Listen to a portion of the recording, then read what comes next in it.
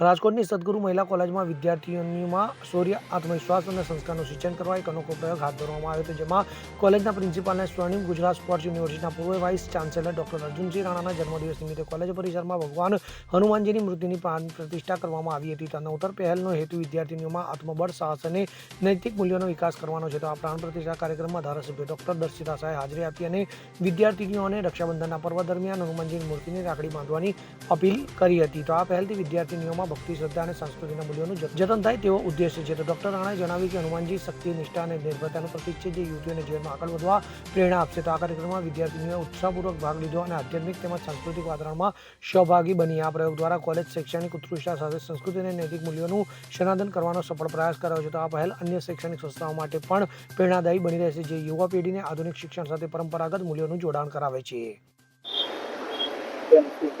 નવો પ્રયાસ કોલેજ દ્વારા કરવામાં આવ્યો છે. હનુમાન દાદાના મૂર્તિ લગાડવામાં આવી છે, સ્થાપના કરવામાં આવી છે, ખાસ તો સેફટી માટે.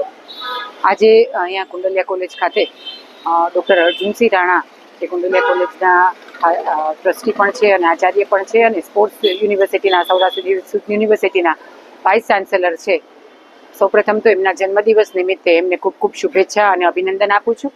અને આજે એમણે કુંડલિયા કોલેજ ખાતે એક નવતર પ્રયોગ કે દીકરીઓ જ્યારે અહીંયા શિક્ષણ લેવા આવે ત્યારે શિક્ષણની સાથે સંસ્કૃતિ અને સંસ્કૃતિની સાથે સંસ્કારનું સિંચન થાય, એ ઉદ્દેશથી આજે સનાતન ધર્મને ઉજાગર રાખવા માટે થઈને આજે કોલેજના કેમ્પસમાં હનુમાન દાદાના મંદિરની પ્રતિષ્ઠા કરવામાં આવી છે. અને એ માધ્યમથી દીકરીઓ જ્યારે પણ કોલેજમાં પ્રવેશ કરે ત્યારે દાદાના દર્શન કરીને પોતે આત્મનિર્ભર બને, નીડર બને અને સક્ષમ બને, એ મુખ્ય ઉદ્દેશથી આજે અહીંયા મંદિરની પ્રતિષ્ઠા કરવામાં આવી છે.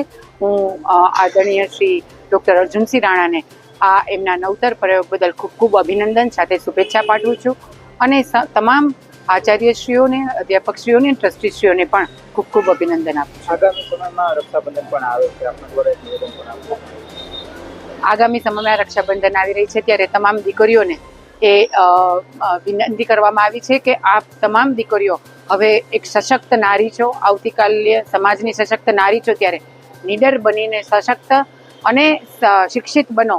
એ માટે થઈને દાદાના દર્શન કરો અને દાદાનો જ્યારે આવનારા દિવસોમાં રક્ષાબંધન આવી રહી છે ત્યારે દાદાને રક્ષાબંધન નિમિત્તે રાખડી બાંધીને દાદા આપને વધુને વધુ સક્ષમ બનાવે, સમર્થ બનાવે અને નીડર બનાવે, એવી દાદાને પ્રાર્થના કરીએ. Bureau report, CN24 news. હવે જુઓ દેશ દુનિયાની તમામ ખબરો તમારી આંગળીના ટેરવે. ઉઠાવો મોબાઈલ અને Google Play Store પરથી ડાઉનલોડ કરો અમારી CN24 ન્યૂઝ મોબાઈલ એપ.